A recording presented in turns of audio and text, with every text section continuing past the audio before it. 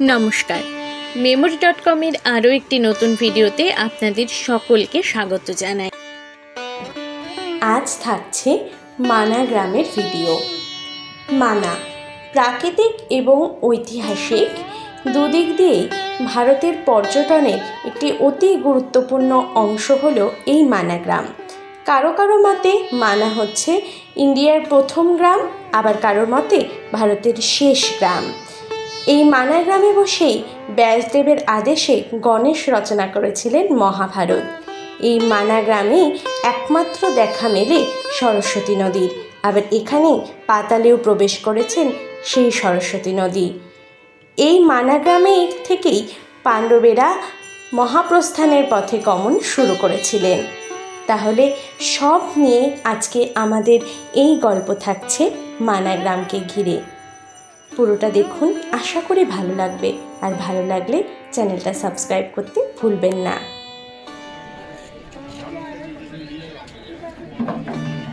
আমরা এখন রয়েছি বদ্রীনাথে। আগের পর্বে আপনাদের বদ্রীনাথের ভিডিও আমরা দেখিয়েছি। এবার এখান থেকে আমরা যাব হচ্ছে মানা গ্রাম। এখন আমরা যাব মানাগাঁও। এই রাস্তা দিয়ে যেতে হবে, সামনে কিছুটা গেলে গাড়ি পাওয়া যাবে।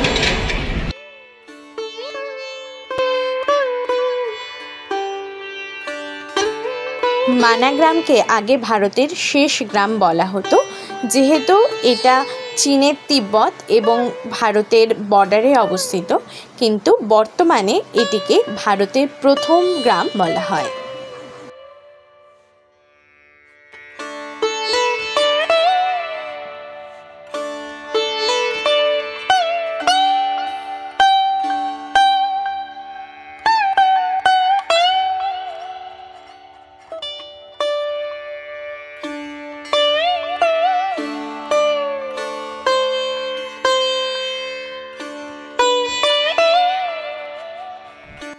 বাস স্ট্যান্ড চলে এসেছি, এখান থেকেই মানাগাঁও যাব গাড়ি করে।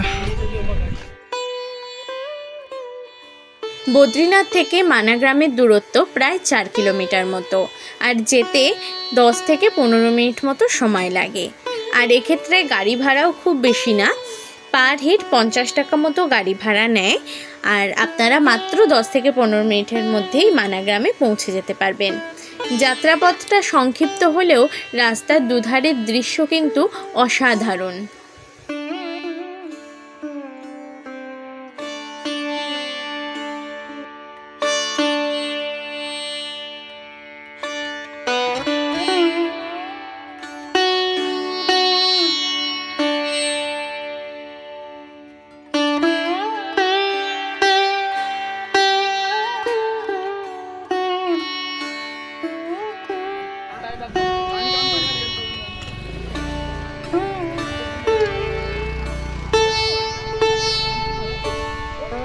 এটা ইন্ডিয়ার ফার্স্ট ভিলেজ মানা।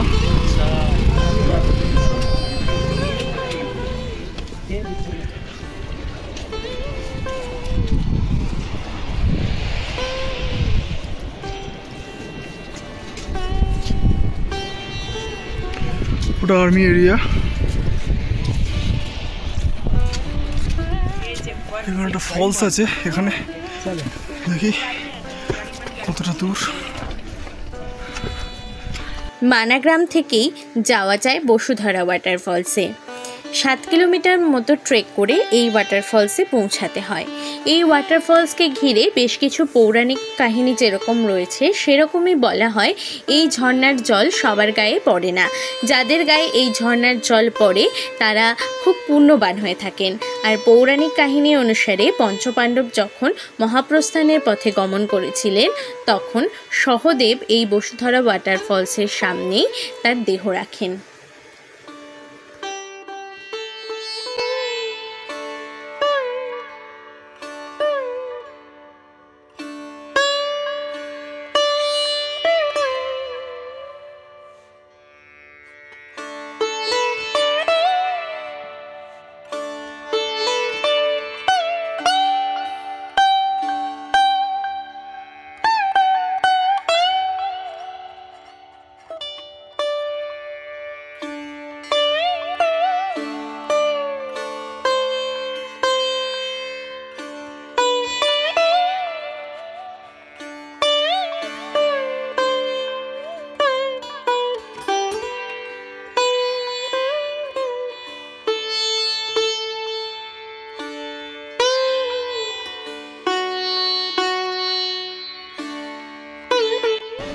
এটা সরস্বতী নদী।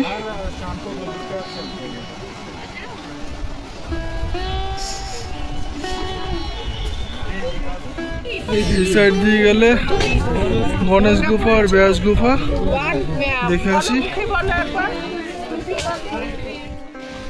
गणेश जी का एक पिक्चर। এই গণেশ গুহা হলো প্রাকৃতিকভাবে নির্মিত একটি গুহা। এই গুহার ভেতরে বসেই শ্রী গণেশ রচনা করেছিলেন মহাকাব্য মহাভারত। আর এর পাশেই রয়েছে ব্যাস গুহা। ব্যাস গুহায় বসে মহর্ষি ব্যাসদেব মহাভারতের কাহিনী পাঠ করছিলেন, আর তার আওয়াজ শুনে শুনে এই গুহাতে বসেই গণেশ রচনা করেছিলেন মহাভারত।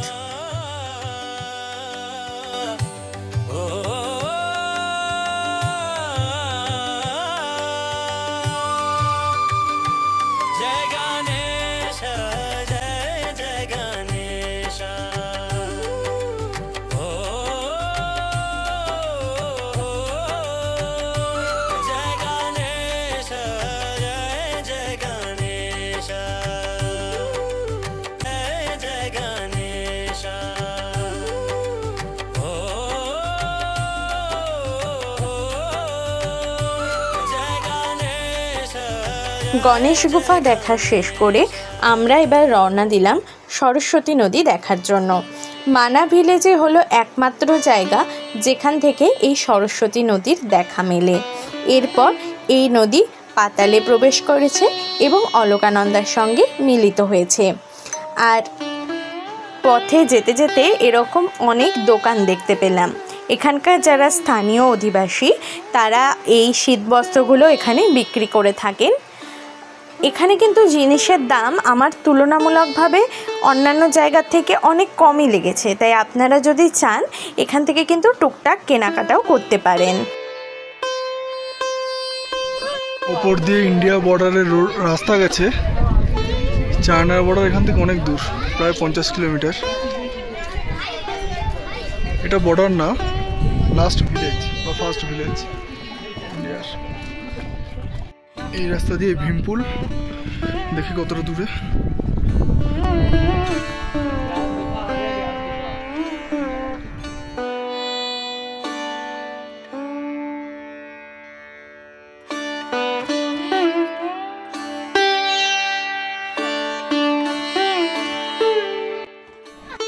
সরস্বতী নদী।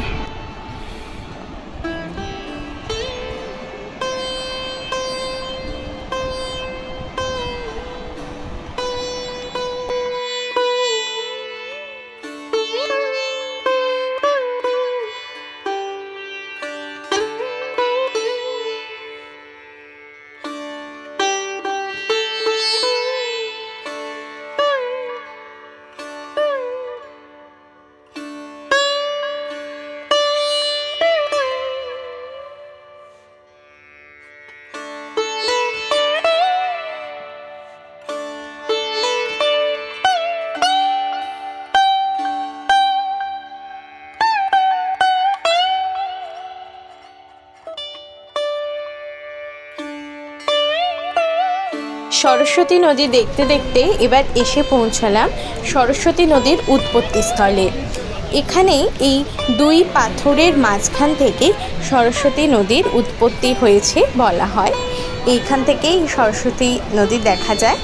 তারপর কিছুটা অঞ্চল জুড়ে মানা ভিলেজে সরস্বতী নদী প্রবাহিত হয়। তারপর সরস্বতী নদী পাতালে প্রবেশ করে। বলা হয় বেদব্যাস যখন মহাভারত পাঠ করছিলেন, এই সরস্বতী নদীর আওয়াজের জন্য গণেশের তা শুনতে অসুবিধা হচ্ছিল। তখন শ্রী গণেশ সরস্বতী নদীকে অভিশাপ দেন আস্তে চলার জন্য, এবং তখনই সেই সরস্বতী নদী পাতালে প্রবেশ করে।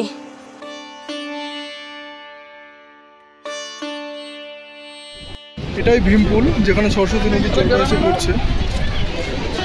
নিচে আছে, দেখা যাচ্ছে না জলটা। বলা হয় পঞ্চপাণ্ডব যখন মহাপ্রস্থানের পথে গমন করছিলেন তখন তারা সরস্বতী নদী পার হতে পারছিলেন না। তখন ভীম একটি বিশাল বড় শিলা এখানে স্থাপন করেন এবং যার ফলে তারা সরস্বতী নদী পার করতে পারেন। তাকেই ভীমপুল বলে।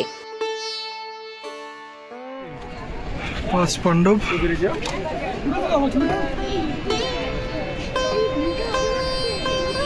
সামনে বসুধরা ফলস, দেখি কতটা দূরে।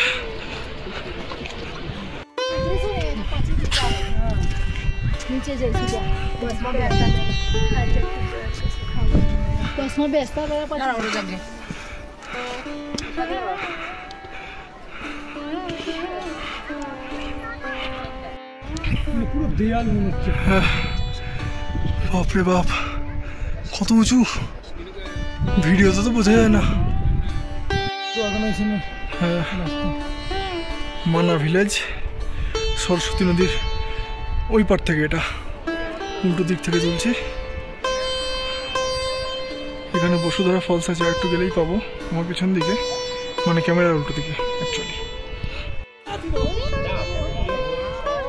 এখান থেকে বলছে 6 কিলোমিটার আরও বসুধরা ফলস। তো আমি তো যেতে রাজি আছি, কিন্তু আমার সাথে যে আছে সে আর যেতে চাইছে না। একা একা অত দূর যাবো, লোকও নেই যাওয়ার মতো। ভ্যালিটা দারুণ, এত সুন্দর ভ্যালি খুব একটা দেখা যায় না। এই রাস্তা দিয়ে পাণ্ডবরা স্বর্গে গেছিল। হ্যাঁ, কিন্তু আমরা এখন এত তাড়াতাড়ি যেতে চাইছি না, তাই আমরা এখন ওই রাস্তা দিয়ে যাচ্ছি না। এখান থেকে 6 কিলোমিটার গেলে বসুধরা ফলস, 4-5-6 কিলোমিটার, 4 থেকে 6 কিছু একটা। এটা অলকানন্দা নদী।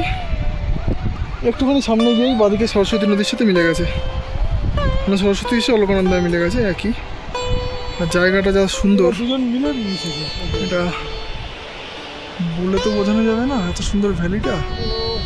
জাস্ট একবার দেখাই, এত সুন্দর ভ্যালি।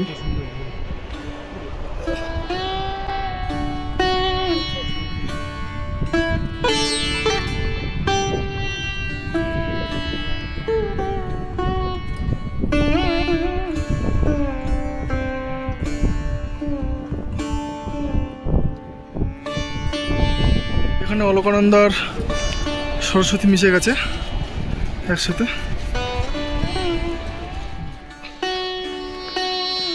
এখান থেকে সব গাড়ি ছাড়ে সব জায়গায় যাওয়ার, হরিদ্বার, ঋষিকেশ। দেখি কোন গাড়িটা যায়।